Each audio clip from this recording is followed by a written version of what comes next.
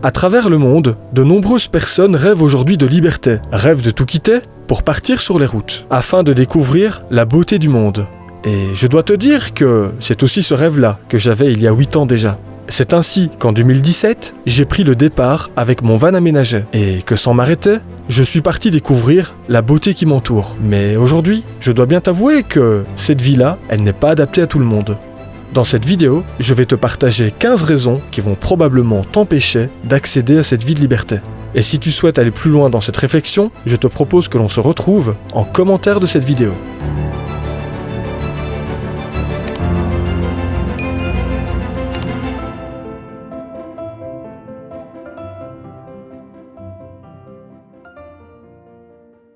Tu sais, pour moi, la toute première raison qui empêche pas mal de personnes de vivre la vie en van sur l'échelle du temps, eh bien, c'est ce que l'on pourrait appeler l'isolement émotionnel. Qu'est-ce que c'est? Eh bien, par définition, lorsque tu vis en van, tu es très mobile.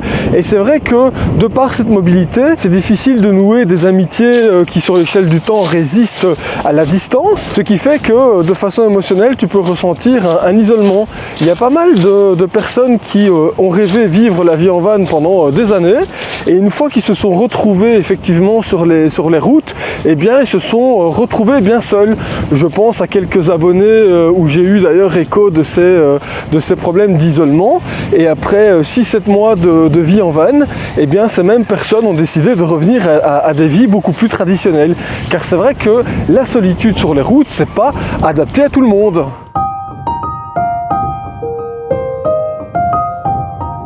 Un autre point que j'ai envie de lister, tu sais, c'est ce que l'on pourrait appeler d'une certaine façon l'incertitude permanente, l'incertitude quotidienne, au quotidien.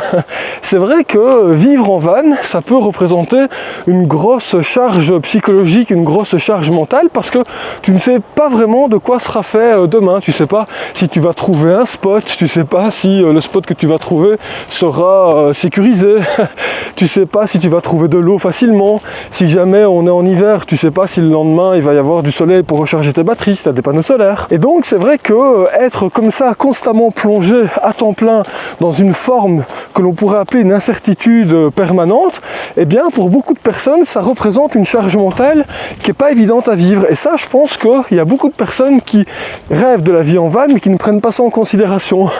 Et c'est pour ça que finalement la vie en van, c'est ce que je dis souvent, c'est pas quelque chose de rose à 100%, hein, que du contraire, hein. Loin effectivement du magnifique hashtag vanlife, la vie en van, elle a aussi ses désavantages. Et ça, dans la balance, lorsque tu réfléchis à vivre en van, tu dois prendre tous ces éléments-là en considération avant de te dire que finalement, la vie en van, c'est une vie de rêve. Tu sais, dans une vie sédentaire, il y a plein de petits gestes comme ça qui sont tout à fait automatisés, hein. Tu appuies sur ton interrupteur, la lumière s'allume, tu ouvres ton robinet, tu as de l'eau potable directement, mais en van, c'est pas ça la réalité, hein. Tu peux te retrouver dans les galères des réservoirs vides, des batteries vides, et c'est vrai que ça, si tu n'as pas réfléchi à ça en amont, eh ben, ça peut rapidement être la galère, surtout lorsque en hiver le soleil n'est pas là et que les aires de service sont la majorité du temps fermées.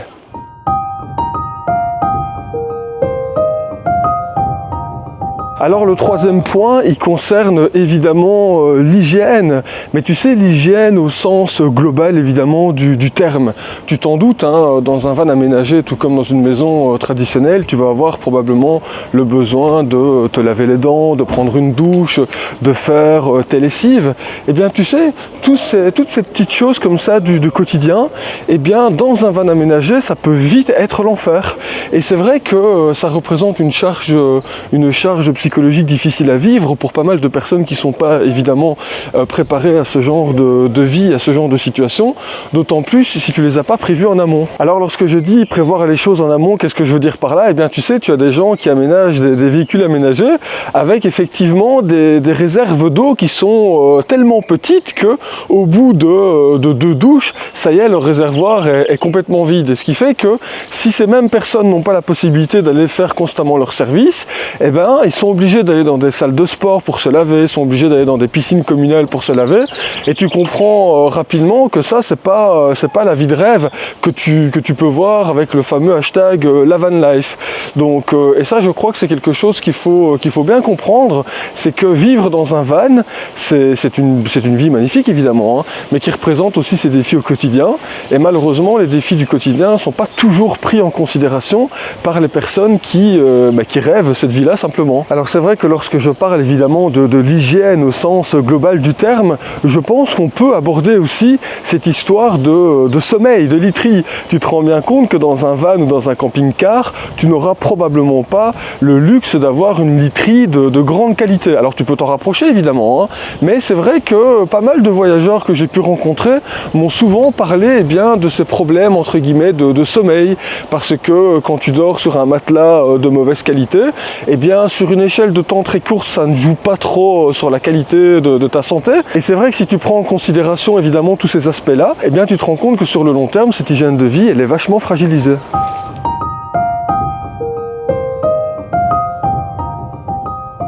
La quatrième raison qui va probablement t'empêcher de vivre la vie en van sur le long terme, tu sais, c'est ce sentiment non seulement réel, mais ce sentiment psychologique d'insécurité. Alors c'est vrai que tu peux être dans un véhicule aménagé parfaitement avec toutes les règles de sécurité que tu veux, mais pour autant, c'est pas toujours évident de se sentir en sécurité dans son véhicule. Tu sais, il y a un peu partout en Europe des zones comme ça où finalement les agressions arrivent tous les jours. C'est pas rare de lire sur les forums, tu sais, des camping-caristes, des van-lifers qui se sont fait agresser en pleine nuit, ce qui fait qu'effectivement, tu comprends assez aisément que ça joue sur notamment la qualité de ton sommeil, on en parlait juste avant. Si tu es effectivement constamment dans une forme de vigilance, auquel cas, au moindre bruit, tu sursautes dans ton lit, effectivement, sur l'échelle du temps, ça va probablement jouer sur ton moral, sur ta psyché, et c'est d'ailleurs, figure-toi, l'une des causes qui pousse pas mal de van-lifers à arrêter de vivre en van, ce sentiments qui font qu'ils ne se sentent pas en sécurité dans leur propre véhicule. D'ailleurs, c'est marrant parce que pour la petite anecdote, lorsque j'ai commencé à vivre en van, j'étais venu ici dans ce petit village de 800 qui se trouve le long de la côte de Pâle dans le nord de la France. J'avais rencontré un couple de personnes retraitées et la dame m'expliquait que ça leur était arrivé en pleine nuit de se faire caillasser. Donc je sais pas si tu imagines ça, mais tu es dans ton camping-car, dans ton van aménagé, tu es tranquillement en train de dormir, et puis à un moment donné, tu entends, tu te réveilles, tu passes ta tête par ton rideau, ou que sais-je encore, et tu te rends compte que tu as face à toi une vingtaine de jeunes qui sont en train de te caillasser. Qu'est-ce que tu fais? Tu prends tes clics et tes claques et tu te barres. Mais t'imagines quand même le stress psychologique que ça te laisse. Alors c'est vrai que quand tu apprends ce genre de choses, tu n'as peut-être pas continuellement envie de rêver cette fameuse vie en van, hein.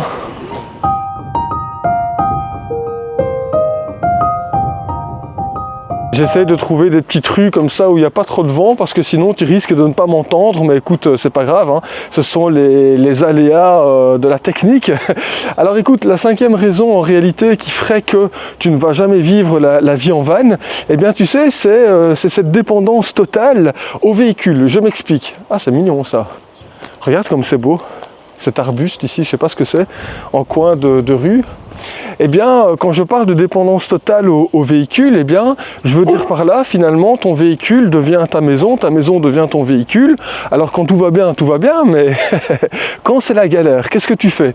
Tu sais, il y a beaucoup de personnes qui se rendent pas compte de ça, qui n'ont aucune connaissance en mécanique, qui n'ont même pas une caisse à outils avec eux, et en cas de problème, ils se rendent compte qu'au fait, ils deviennent sans abri. Ça, c'est la première chose. La deuxième chose, c'est que quand tu as malgré tout conscience de ça, de la fragilité évidemment d'une mécanique, tu te rends compte que tu vis constamment avec une épée de Damoclès au-dessus de toi. J'ai rencontré dernièrement une petite dame comme ça, très sympathique, qui vivait en van depuis quelques années, mais qui me disait qu'elle n'osait pas vraiment s'éloigner de sa région, de la région dans laquelle elle avait habité dans une vie sédentaire, simplement parce qu'elle avait peur de tomber en panne avec son véhicule. Et c'est ce que je lui dis, tiens, mais c'est marrant parce qu'il y a une forme de paradoxe paradoxe, vous avez choisi de vivre en van pour cette liberté, et à contrario, vous n'osez pas vous éloigner de votre ancien chez vous, par peur justement de tomber en panne. Donc en fait, finalement, vous avez quitté une prison pour une autre prison. Et ça, c'est vrai que c'est un paramètre que beaucoup ne prennent pas en considération, c'est vraiment cette dépendance totale que tu as à ton véhicule lorsque tu vis en van aménagé. Et tu peux me croire, ça peut vite être l'enfer en cas de galère. Moi, c'est vrai que j'ai cette chance d'être un couteau suisse, hein. Je sais faire la mécanique sur mon véhicule, mais dernièrement, lorsque j'ai changé ma courroie de distribution, tu sais, je suis occupé à tout remonter, et puis à un moment donné, je veux allumer mon moteur, le moteur s'allume pas du tout, j'entends même pas le clac du démarreur, j'entends que dalle, j'entends rien. Et là, parce que j'étais dans le garage d'un ami, on a fait ça à deux, et là, en un instant, là, je me suis rendu compte, en fait, de la fragilité de la vie en van. Je me suis dit, mais merde, il est bientôt 16 heures, mon pote va fermer son garage, si jamais on n'arrive pas à redémarrer mon véhicule, qu'est-ce qu'on fait? En fait, lui, il s'en fout, il rentre chez lui, mais moi, en fait, j'ai plus de chez moi, mon chez moi, il est dans un garage, il démarre pas, et là, je me retrouve sans abri. Et ça, c'est vrai que pour l'avoir vécu, je peux te dire que t'es pas très fier, hein. Après, je te rassure, heureusement, on a trouvé le problème. Tu sais, je le dis souvent, hein, en théorie, à chaque problème, une solution. Et si jamais, finalement, tu ne trouves pas de solution, c'est que peut-être que le problème n'existe pas.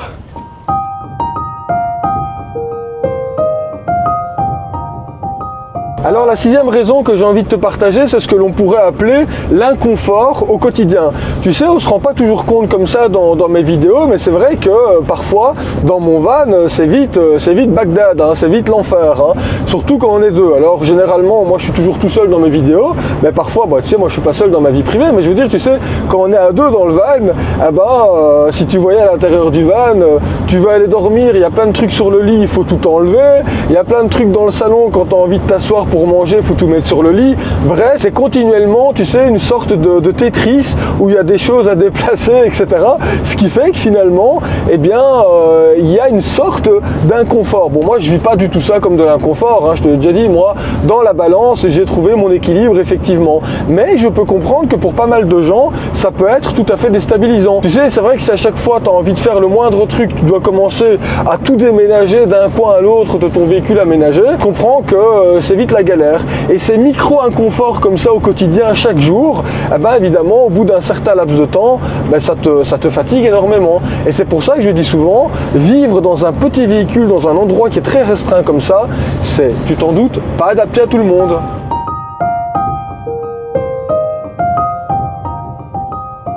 Vivre en van, c'est probablement t'éloigner doucement mais sûrement du monde professionnel. Et tu vas voir, je vais t'expliquer pourquoi je dis ça. Pour toute personne qui désire vivre en van, il faut savoir que c'est pas toujours évident lorsque tu vis en van de trouver un patron qui va être conciliant. Et d'ailleurs, pour la petite information, il n'y a pas longtemps, j'ai joué le jeu. Je me suis dit, tiens, je suis allé voir des offres d'emploi, j'ai envoyé mon CV comme si je postulais réellement pour une société.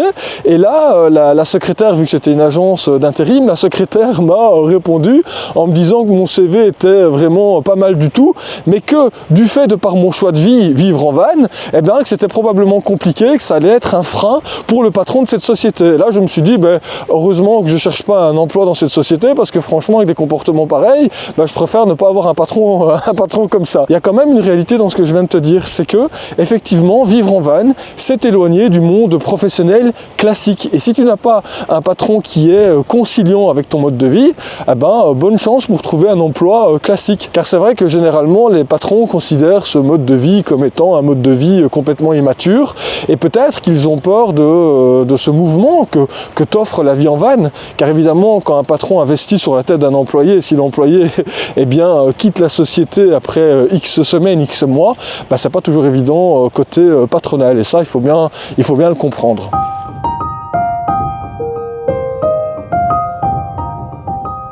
La huitième raison que j'ai envie de te partager, c'est probablement le réel coût lié à la vie en van, à la liberté de la vie en van. Tu sais, évidemment, sur les réseaux, on a souvent tendance à présenter la vie en van comme étant un mode de vie pas cher, un mode de vie très simple, un mode de vie qui te permet de te rapprocher, de la liberté. Mais par contre, si tu crois vraiment à ça, tu vas te planter. Car en réalité, la vie en van, indépendamment évidemment des coûts d'achat du véhicule, des coûts d'achat de l'aménagement. Tu vas probablement devoir rajouter une assurance qui dans pas mal de cas coûte cher. Tu vas devoir aussi rajouter les coûts liés au service, donc j'entends par service le fait d'aller dans des campings, le fait d'aller dans des aires de camping-car pour remplir ton eau, recharger des batteries. Tu vas devoir aussi évidemment ajouter les coûts liés à l'entretien de ton véhicule, et donc si tu ajoutes tous ces coûts-là, tu comprends assez rapidement et assez aisément que la vie en van pas chère et simple telle qu'on peut la présenter sur les réseaux, c'est de la fumisterie, ça n'existe pas. Moi je vais te donner mon cas. Moi c'est vrai que j'ai un véhicule maintenant qui commence à être kilométré, c'est vrai que je roule beaucoup avec mon véhicule, mais tu dois savoir que je fais entièrement la mécanique moi-même. Si jamais je devais passer par un garage à chaque fois que je fais quelque chose sur mon véhicule, je serais mort. Je pourrais pas vivre en van, ça me coûterait trop cher. J'aurais probablement fait comme pas mal de personnes, j'aurais expérimenté cette vie-là pendant, je sais pas moi, 6 mois, 1 an et demi, dépendamment de la fiabilité de mon véhicule, et à la première panne, tu sais quoi, j'aurais compris que j'étais pas capable d'assumer ça, j'aurais revendu le bazar, et je serais retourné à une vie sédentaire. Et ça, je crois que c'est vachement important d'en parler, parce que moi, au fur et à mesure de mon expérience de la vie en van, j'ai rencontré de nombreuses personnes qui se sont fait avoir, entre guillemets, par les influenceurs, vanlifers et tutti quanti, comme on peut les appeler, qui finalement n'arrêtent pas de propager sur les réseaux, certains en tout cas n'arrêtent pas de propager sur les réseaux, cette vie en van comme étant un rêve de liberté sans les contraintes qui y sont liées. Alors bon, moi je sais que j'ai pris le parti sur ma chaîne de te partager de bonnes ondes, mais c'est pas pour autant que je suis pas réaliste sur le fait que cette vie-là n'est pas une vie adaptée à tout le monde et loin de la simplicité qu'on peut retrouver sur les réseaux. Tu sais, les réels coûts de la vie en van, moi j'ai quand même l'impression que dans pas mal de cas, on n'en parle jamais. Et pour autant, je te prie de croire que je connais quand même pas mal de personnes qui ont décidé de revenir à une vie sédentaire uniquement parce qu'ils se sont rendus compte que finalement, ils ne savaient pas entretenir leur véhicule correctement, ils dépensaient beaucoup d'argent parce qu'ils n'arrivaient pas à trouver des spots nature, donc ils étaient constamment obligés de payer des aires de camping-car. Tu sais, une aire de camping-car, 10, 15, 20 euros par jour, fais le compte, à la fin du mois, c'est aussi cher qu'un petit loyer, enfin dans certaines régions en tout cas. Dans d'autres régions, 600 euros, tu vas pas très loin. Et donc, tu te rends compte assez rapidement que vivre en van, c'est peut-être pas la liberté telle que tu pourrais le croire.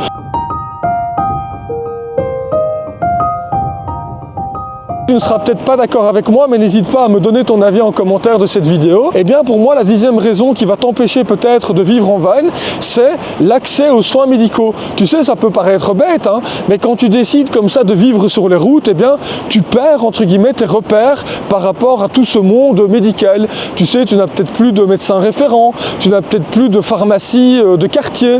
Et donc, quand tout va bien, mais quand il y a un problème, quand tu as un souci de santé à régler, tu peux vite te retrouver comme dans une sorte de errance médicale.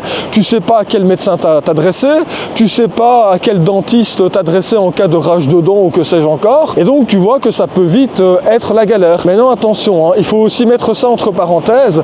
Moi par exemple, tu sais, sans rentrer dans les détails, je t'en ai déjà parlé, j'ai pas mal de rendez-vous médicaux, et pour autant ma vie en van ne m'empêche pas d'honorer tous ces rendez-vous médicaux. Mais c'est vrai que ça demande quand même une certaine adaptabilité.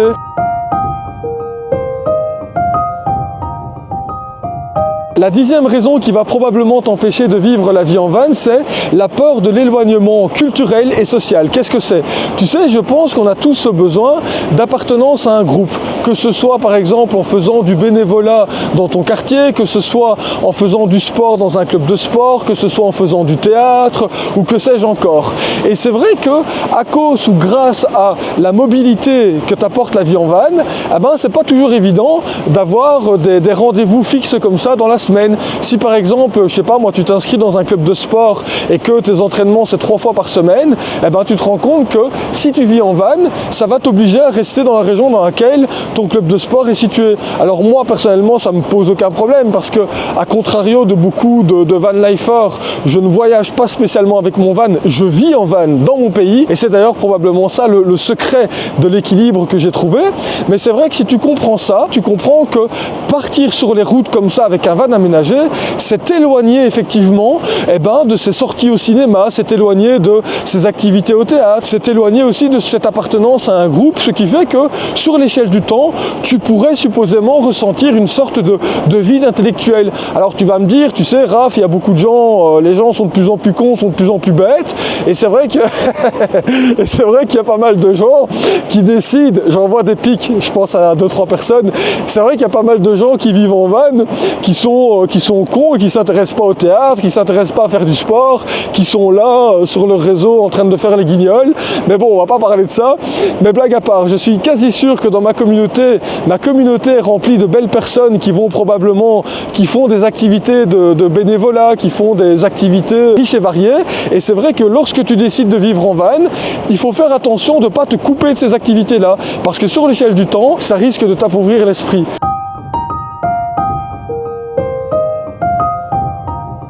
La 11e raison qui va t'empêcher de vivre la van life, ta meilleure vie en van aménagé, eh bien c'est probablement toutes les restrictions et celles qui sont encore à venir, car en réalité plus le temps passe, plus il y en a, eh bien toutes ces restrictions font que ton expérience de liberté se transforme finalement en une sorte de course pour trouver le meilleur spot idéal pour passer la nuit, en toute liberté, en toute quiétude évidemment.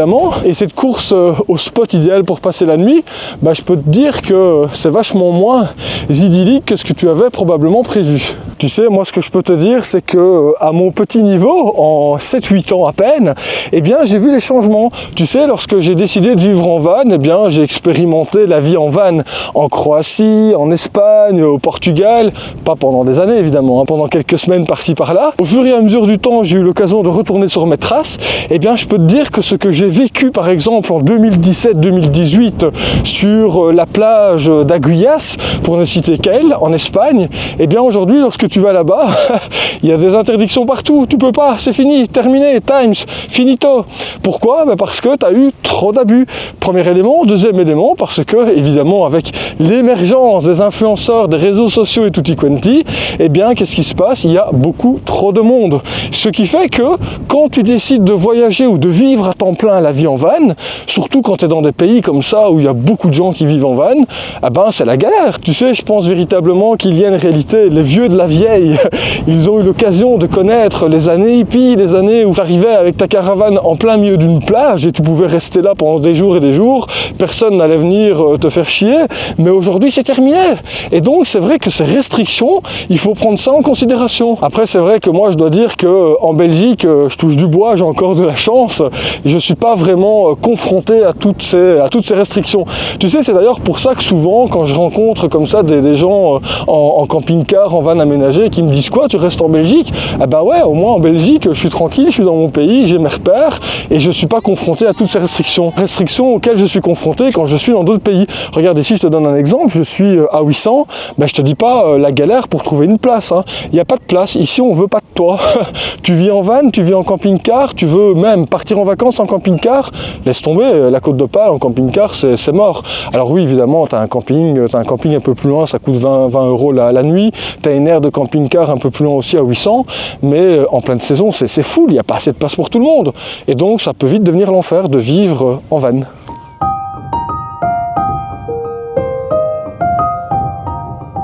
La 12e raison qui va probablement t'empêcher de vivre cette fameuse vie en van, eh bien tu sais, c'est ce que l'on pourrait appeler l'incompatibilité avec des projets de vie type classique. Combien de personnes ne m'ont pas déjà dit « Ah, mais si je n'avais pas rencontré ma femme à l'époque, ou si je n'avais pas rencontré mon mari à l'époque, eh bien je serais parti faire le tour du monde !» Bah oui, évidemment, ça c'est des discours que même dans ta propre famille, parfois tu entends. Et ça, c'est vrai qu'il faut prendre ça en considération. Tu sais, déjà, vivre en couple dans une vie traditionnelle, c'est déjà pas quelque chose de facile, mais si en plus de ça, tu ambitionnes de vivre en van lorsque tu es en couple, ou même si tu es célibataire et qu'un jour ou l'autre tu rencontres quelqu'un, eh bien lorsque tu vis en van, et que malheureusement il n'y a pas de compromis qui est possible entre vous, eh bien tu vas devoir renoncer à ta vie en van. Et ça, c'est vrai que c'est un paramètre à prendre en considération. Combien de personnes libres dans leur tête ont décidé du jour au lendemain de tout plaquer pour vivre dans un van, et puis petit à petit ils ont rencontré quelqu'un, quelqu'un n'a pas voulu de cette fameuse vie de liberté, et puis ils se sont de nouveau retrouvés piégés entre 4 murs de béton. Mais ça, c'est une réalité. Alors ça, c'est évidemment pour les projets familiaux. Maintenant, tu as aussi les projets de vie professionnels. Hein. Si demain, tu ambitionnes effectivement de créer une société et qu'au même moment, tu as envie de vivre en van, ça risque peut-être d'être compliqué. Les deux sont peut-être pas compatibles en fonction du domaine d'activité dans lequel tu es. Et ça peut être effectivement des freins à la vie en van. Je dis pas que pour vivre en van, il faut être un bohémien et qu'il faut en avoir rien à faire de tout. Mais c'est vrai qu'en fonction de ton niveau de responsabilité, peut-être que simplement cette vie n'est tout simplement pas adaptée à ta situation. Et d'ailleurs, je pense que ceux qui finissent par abandonner cette vie en van, eh bien, c'est souvent, lorsque tu discutes avec eux, c'est souvent parce qu'ils se projettent sur le long terme. Ils se disent souvent, ah bah oui, mais si je continue à vivre en van, à ma pension, je risque d'être dans la difficulté, je risque d'être en mauvaise santé, il me faut du confort, il me faut ci, il me faut là. Tu sais, tu as beaucoup de personnes, malheureusement, qui ont des pensées et des peurs limitantes comme ça, et qui vivent dans le futur, ou qui vivent dans le passé, mais qui vivent jamais dans le moment présent. Et c'est vrai que quand tu prends ça en considération, bah, tu te rends compte que si tu es tout le temps là avec tes peurs, en te disant, ah, mais tiens, mais que vais-je faire dans 20 ans, dans 40 ans, bah, c'est clair que tu n'as peut-être pas envie à l'instant T de vivre dans un véhicule aménagé. Tu as peut-être envie de construire un palais qui va te permettre d'être confortable à ta pension, pour autant que tu arrives jusqu'à ta pension. Et ça, je peux te dire que c'est pas garanti. Hein. Quand tu vois le nombre de personnes qui font des infarctus ou des crises cardiaques, des arrêts cardiaques à 50 ans, bon ben, ça remet les choses en perspective.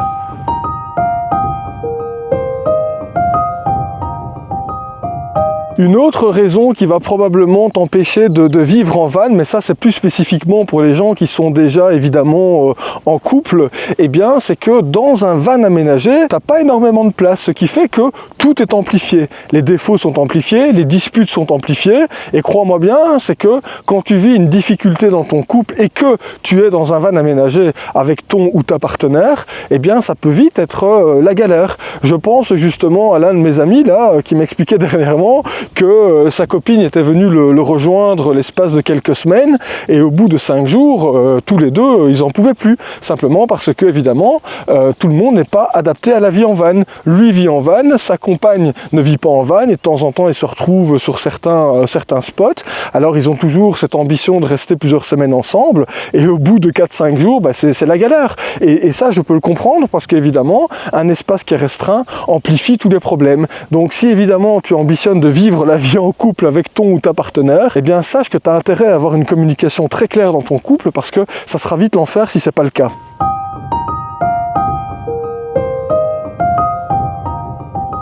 Alors ici, évidemment, je parlais du couple, mais on va parler d'une autre situation de vie. Imagine que tu as des enfants. Évidemment, c'est la 14e raison. Si tu as des enfants, il y a une sorte d'inadéquation, si tu me permets l'expression. Lorsque tu as des enfants, c'est pas toujours évident de vivre en van. Alors il y en a effectivement qui délaissent leurs enfants pour vivre leur meilleure vie de façon très égoïste, mais ça, je rentre pas dans les détails et j'en connais. Hein. Il y a plusieurs personnes à qui je pense comme ça, qui ont des gosses un peu partout et qui vivent leur meilleure vie en faisant les guignols sur les réseaux. Mais ça, chacun fait ce qu'il veut de sa vie. Moi, en tout cas, ce que je peux te dire aujourd'hui, c'est pas mon cas, mais si jamais demain je devais avoir un enfant, je te prie de croire que je remettrais pas mal mon mode de vie en question. Je crois que c'est trop facile de dire, bon ben voilà, j'ai un gosse, mais je décide d'avoir ce mode de vie-là, et j'impose ce mode de vie-là à mon gosse. Eh ben non, ça marche pas comme ça. Tu sais, je pense sincèrement qu'un enfant, il a besoin d'une certaine stabilité pour grandir, et effectivement, quand tu obliges tes enfants à vivre ce mode de vie-là, eh bien, tu les contrains peut-être à vivre quelque chose qu'ils n'ont pas choisi. Et c'est vrai que dans les faits, force est de constater que quand tu rencontres parfois des familles avec des enfants qui vivent sur les routes, les enfants ne sont pas toujours aussi épanouis qu'on pourrait le croire. Dans certains cas, les enfants sont hyper épanouis, dans d'autres cas, ils tirent la gueule parce que c'est pas leur choix. Donc ça, je pense que c'est un paramètre à prendre en compte. Et dans pas mal de situations, du fait d'avoir des enfants, eh bien, tu ne pourras pas vivre cette vie en van. Et si tu fais le choix de ne pas vivre ta vie en van parce que tu as des enfants, ben, je crois que c'est un comportement probablement responsable.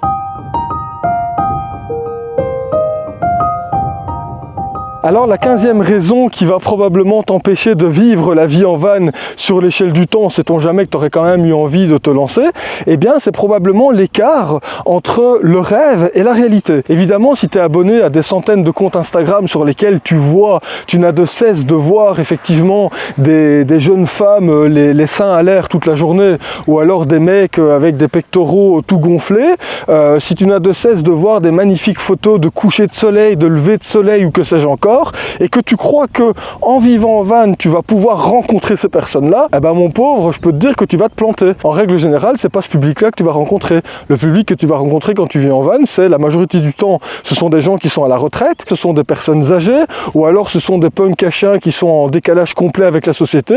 Et c'est vrai que quand tu te rends compte de ça, il y a quand même un sacré décalage entre ces mannequins que tu vas voir sur les réseaux sociaux qui font les beaux gosses avec le hashtag vanlife et malheureusement la réalité du terrain. Ça, c'est la première chose. Et si en plus de ça, tu rajoutes les galères mécaniques, tu rajoutes les problèmes liés à la météo, les problèmes de solitude, car en réalité, tu as beaucoup de gens qui ressentent la solitude avec ce mode de vie-là. Si tu rajoutes tous les éléments que je t'ai exposés dans cette vidéo, eh bien, tu comprends assez rapidement, finalement, que l'envers du décor est beaucoup moins sympathique, en réalité, que ce fameux hashtag vanlife. Alors, pourquoi est-ce que moi, j'ai décidé de faire cette vidéo aujourd'hui? Eh bien, simplement parce que je me rends compte qu'il y a beaucoup de personnes qui vivent ce décalage entre ce qu'ils imaginent et la réalité du terrain, et effectivement ce décalage pour eux est brutal, voire même pire que ça, cette désillusion par rapport à ce nouveau mode de vie qu'ils avaient tant rêvé, eh bien leur provoque une perte de confiance totale en leur projet de vie. Et c'est comme ça que tu te retrouves avec des personnes, je prends l'exemple d'une abonnée de mémoire qui s'appelle Anne, qui me disait dernièrement qu'elle avait, après seulement quelques mois de vie dans son camion aménagé, elle avait décidé de revendre son camion aménagé pour de nouveau aller louer un petit appartement paumé dans un coin de Belgique. Et là, moi, quand j'entends ce genre de choses, je me dis, allez, c'est quand même triste. Et c'est pour ça que je me suis dit, il faut absolument que je fasse une vidéo sur mes réseaux pour non pas dépeindre la vie en van, parce qu'il y en a qui le font à leur manière, mais surtout pour te faire comprendre qu'il y a ce que tu peux voir sur certains réseaux, mais il y a aussi une réalité. Mais non, attention, pour autant, comme tu le sais, moi, j'ai toujours décidé de te montrer les bons aspects et les bons côtés, simplement parce que j'ai toujours pensé qu'en fonction de l'angle de vue que tu voulais avoir, une situation catastrophique peut être tout à fait merveilleuse à vivre, avec un petit peu de philosophie évidemment. Alors écoute, tu l'auras compris, cette vidéo est maintenant terminée, elle a peut-être été un peu longue, évidemment 15 raisons, il fallait que je les développe un minimum. Écoute, si jamais tu as aimé cette vidéo, tu peux me le faire savoir en commentaire, évidemment, je vais essayer de répondre à tout le monde, tu peux me mettre un like, tu peux partager cette vidéo, et surtout, tu sais quoi, tu peux t'abonner à mes réseaux si ce n'est pas encore fait. Et moi, pour ma part, il ne me reste plus qu'une chose à faire, tu t'en doutes, c'est à te souhaiter de prendre évidemment bien soin de toi, et je te retrouve très rapidement dans une prochaine vidéo. Et d'ici là, que tout aille bien. Salut!